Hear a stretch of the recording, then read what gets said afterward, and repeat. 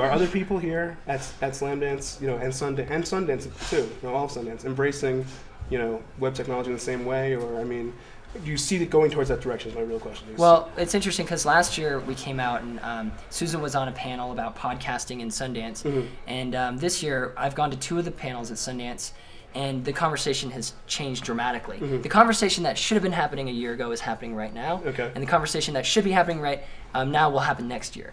So there's the trickle-down thing, but eventually these things get talked about. Eventually people do think about this stuff. Right. So I think definitely, yeah, people's heads have been spun around 360 degrees. They're just like, what do we do, I think people's minds are open to everything that's going on now, but there's still a question of, like, how.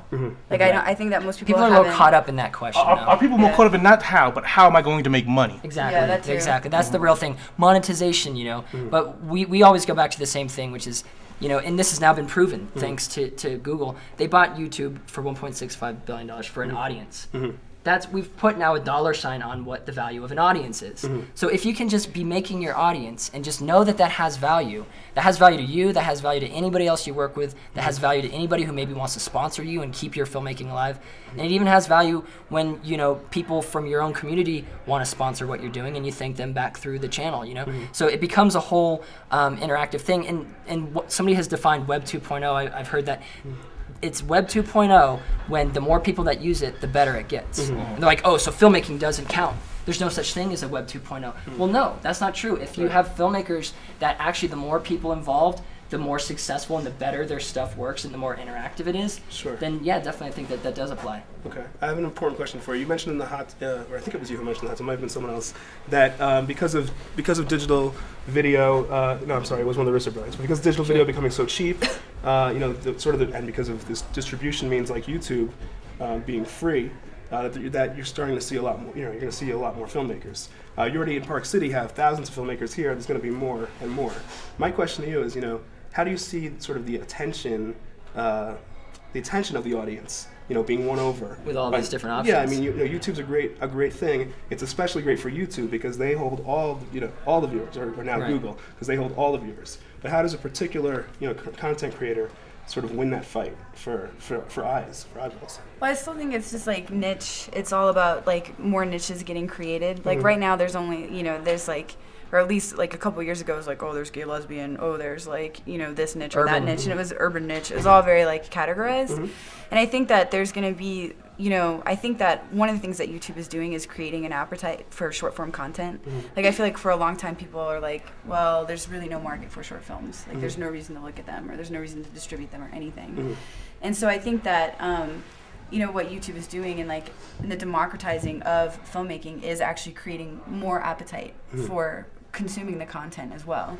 And there's not going to be necessarily like Star Wars, like everything's not going to be like the biggest, hugest film.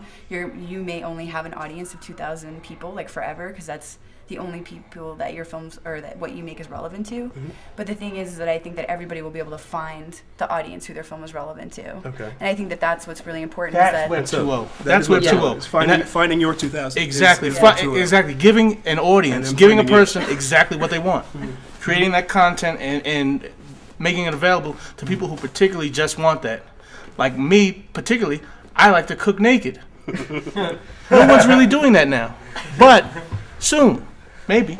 And then for all the people that want that, they will have the tools to find it. And that's, I think, what's actually, in terms of your question, what's being talked about at the festival, that's not being talked about. How are people going to discover all of this great media? Not all of it's great, but there are gems in their hills. There's gold in them hills, or whatever. I think that's the biggest problem right now is like, okay, we've got the democratization of filmmaking, that's done.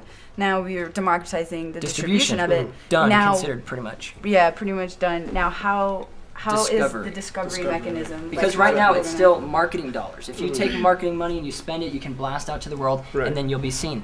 But how can that become democratic? How can the work really truly speak for itself? If something's good, how can it really, literally rise to the top? Not over 2 years, not eventually getting a Spirit Award nomination 2 years after you, not premiered your film, and finally getting into theaters and onto DVD. And that's really I'm talking about when it's good and people know that. When it's relevant, when it's relevant, when it's done.